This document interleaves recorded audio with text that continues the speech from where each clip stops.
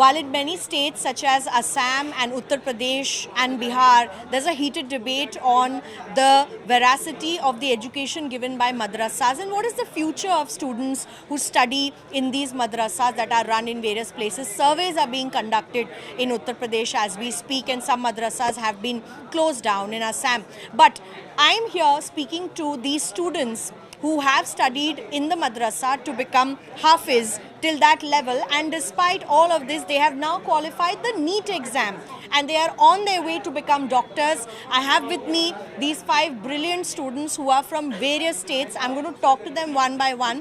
आप बताइए, आप मुंबई से हैं और आपको नीट क्वालिफाई करना है मदरसा पढ़ने के बाद, ये आपने कब सोचा? ये मेरे अम्मी ने सोचा था एक्चुअली, बचपन से ही उनका था कि मैं दोनों फील्ड में आगे रहूँ, कुरान शरीफ में भी यानी हिफ्ज़ करूँ और उसके साथ साथ मॉडर्न एजुकेशन यानी MBBS की सीट भी, गवर्नमेंट सीट हासिल करूँ। तो मेरे अम्मी ने सोचा था तो मैंने उसको पूरा करने में अपनी ये मेहनत की है। कोई दिक्कत आई थी क्योंकि आप मदरसा में पढ़े हैं तो जिस तरीके की पढ़ाई होती है वो अलग होती है एक नॉर्मल स्कूली एजुकेशन से, तो क्या आपको लगा कि अगर आप स्कूल में ही पढ़ते शुरुआत से तो क्या वो प्रॉब्लम्स नहीं आती, कैसे आपने उनको ओवरकम किया? हाँ, प्रॉब्लम तो रहती है बिकॉज जो गैप हो जाता है बीच में तो उसमें प्रॉब्लम्स आती है, बट मैं ये समझता हूँ कि जो कुरान शरीफ है ना वो अगर हिफ्ज़ करने के बाद इंसान का सीना खुल जाता है और उससे चीज़ें इजी लगने लग जाती है। मगर मॉडर्न एजुकेशन में भी हेल्प होती है उससे, बिकॉज ग्रास्पिंग पावर आपका बढ़ जाता है मैम। इसके लिए कितना स्कोर है आपका? 602 मार्क्स है नीट 2022 में और मुंबई में सीट मिलने की उम्मीद है इंशाल्लाह। बहुत बहुत बधाई। आपसे बात करेंगे, अपना नाम बताइए, अपने नीट के मार्क्स बताइए और क्यों आपने सोचा कि मुझे भी नीट की पढ़ाई करनी चाहिए मदरसा एजुकेशन के बाद? मेरा नाम मोहम्मद अब्दुल्ला है और मेरे नीट में इस बार 32 मार्क्स आ रहे हैं। मैं दिल्ली से बिलोंग करता हूँ।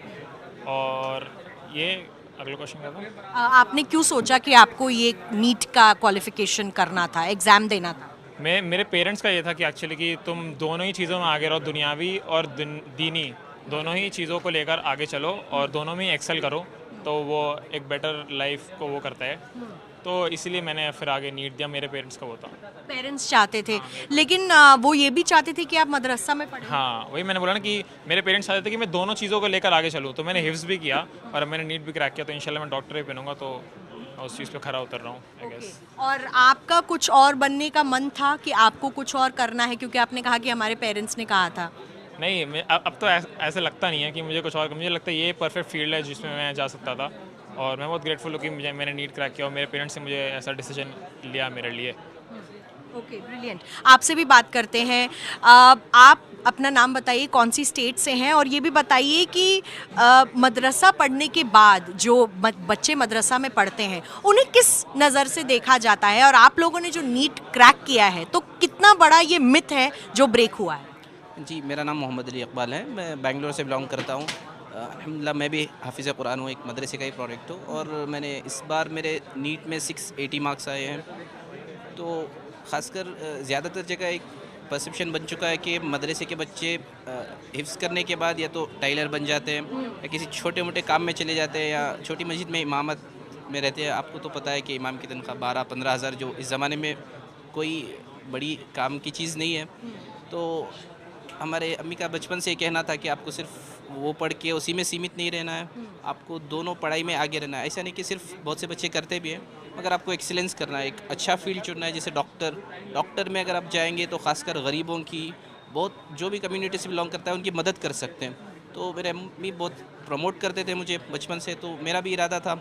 लेकिन ख़ासकर मदरसे के बच्चे बैकवर्ड इसलिए रह जाते हैं। मैं आपको बताना चाहता हूँ कि मदरसे के बच्चों में पढ़ने की बहुत ख्वाहिश रहती है, मगर सही गाइडेंस उनको आज तक मैं समझता हूँ कि ऐसा कोर्स प्रिपेयर नहीं गया। जो शाहीन ग्रुप ऑफ इंस्टीट्यूशन ने एक बहुत बड़ा काम किया है कि academic intensive care unit AICU prepare किया गया, जिसमें जो रेगुलर बच्चे 1st से 10th तक का पढ़ते हैं आपको भी सेम पढ़ाई जाती है, अगर थोड़ा स्पीडी में।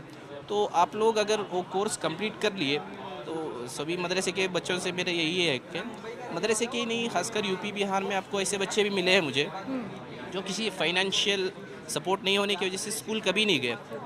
वो हर कम्युनिटी से रहते हैं और उर्दू और कन्नड़ा मीडियम के, खासकर कर्नाटक में बच्चे मिलते हैं। वो ये समझते हैं कि हम लोग इंग्लिश मीडियम से नहीं हैं या हिंदी मीडियम से हैं तो हम नहीं कर पाएंगे, उनसे कॉम्पीट नहीं कर पाएंगे। और थोड़े बच्चे रहते हैं जो सही से स्कूल पढ़े हुए नहीं रहते, वो सब बच्चों के लिए कोर्स प्रिपेयर किया गया है जिसमें बहुत केयर के साथ आपको बेसिक सिखाया जाता है। अगर आप लोग भी बड़ी उम्मीद रखते हैं, अच्छी नीयत रखते हैं कि आप लोग कुछ बड़ा करके दूसरों की मदद करेंगे, तो आप ये कोर्स में एडमिशन लेके अगर मेहनत कर लिए तो आप लोगों के लिए नीट भी कुछ मुश्किल नहीं है, बहुत आसान हो जाएगा। आप भी बताइए कि अगर जैसे क्या आपने सोचा था कभी आप नीट क्वालिफाई करना चाहेंगे या क्रैक करना चाहेंगे, और अगर नहीं सोचा था तो मदरसे में ही पढ़ना मतलब क्यों चाहती होगी आपका परिवार वाले क्यों चाहते होंगे आप मदरसा में पढ़ें? जी अस्सलाम वालेकुम, मेरा नाम गुलमान अहमद ज़िर्दी है और मेरे ये साल नीट में 646 मार्क्स आए हैं और मेरा ये फर्स्ट अटैम्प्ट था। तो जो मैंने नीट की प्रिपरेशन करने का डिसाइड किया था वो 10th के बाद डिसाइड किया था, 10th के दौरान। तो मुझे मेरी ख्वाहिश थी और घर में माँ बाप की ख्वाहिश थी कि बच्चा दीन में भी आगे पढ़े और दुनिया में भी आगे बढ़े। तो जो डॉक्टर जो प्रोफेशन है वो हाफिज़ के साथ साथ वो बहुत अच्छा प्रोफेशन है, जो दोनों का कॉम्बिनेशन है वो बहुत ही अच्छा प्रोफेशन है। तो इसलिए मैंने शाहीन में आया नीट की प्रिपरेशन करने के लिए, जो यहाँ हुफ़ाज़ को सपोर्ट मिलता है। तो यहाँ का जो माहौल मिला तो इसके जो सिस्टम था यहाँ का, इस सिस्टम की वजह से मेरी जो नीट की जर्नी थी, जो ऐसा सोचने में काफ़ी डिफ़िकल्ट लगती है, वो काफ़ी आसान बन गई थी। तो नीट क्लियर करना आखिरी तक काफ़ी आसान लग रहा था कि हम भी कर पाएंगे नीट में अच्छे टॉप वो नहीं था कि नीट बार बार पोस्टपोन हो रहा था, प्रीपोन हो रहा था, एग्जाम में दिक्कत आई थी, ऐसी कोई प्रॉब्लम? जी नहीं, शाहीन में पूरा सपोर्ट करते थे। अगर पोस्टपोन भी हो रहा या कुछ भी हो रहा तो टीचर्स रहते थे, वो हम एडवाइस करते थे कि ऐसा करो।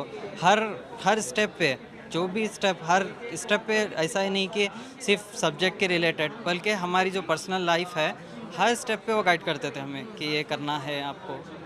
फ़ोन को लेके बात हो रही थी तो नई जनरेशन है, फ़ोन से दूर हम रह नहीं सकते, तो क्या आप लोगों को फ़ोन्स बिल्कुल ही दूर रखने पड़े थे पढ़ाई करते समय नीट की? जी बिल्कुल, हमारा इंस्टीट्यूट यानी शाहीन ग्रुप ऑफ इंस्टीट्यूट, जिसमें तो ख़त्ते मोबाइल बैन है समझो, हाँ। उसको अलाउ ही नहीं करते। अब हम लोग हॉस्टल में थे तो उसे अलाउ नहीं करते थे, जिससे हमको बहुत फ़ायदा हुआ। हम मोबाइल से दूर रहे, डिस्ट्रैक्शन से दूर रहे। तो thank for Shaheen group of institution. आप अपना नाम बताइए और आपका स्कोर क्या है नीट का वो बताइए। मेरा नाम मोहम्मद सफ़ीउल्लाह है और मैं बेंगलुरु से बिलोंग करता हूँ और मेरे नीट का स्कोर 577 है। अच्छा, आप भी बेंगलुरु से हैं। तो फिर आपको भी ऐसे लगता है कि जो कन्नड़ा मीडियम के होते हैं या उर्दू मीडियम के होते हैं उनको एक नेशनल लेवल पे compete करने में दिक्कत आती है, और स्पेशली आपने नीट क्वालिफाई किया है मदरसा से पढ़ने के बाद, तो आपको किस नज़रिए से देखा जाता है? जी बिल्कुल, दिक्कत तो बहुत आती है, जैसे कन्नड़ा मीडियम हुआ और उर्दू मीडियम हुआ। अब वो लोगों को इंग्लिश मीडियम से पढ़ना पड़े, शुरू में तो दिक्कत आते हैं, लेकिन अगर आप मेहनत करें, आगे बढ़े तो ज़रूर आप कामयाब होंगे। Definitely, these are the kids who have qualified NEET despite the fact that they studied from madrasas, and that is the example that they have set for others who think that if they study in madrasa, they will not be able to gain education. But as we talk of modernization of education in madrasas as well, there is no boundary for students who want to study and excel, whether or not those boundaries are made by religion. With Ajay Thakur, this is Milan Sharma for India Today.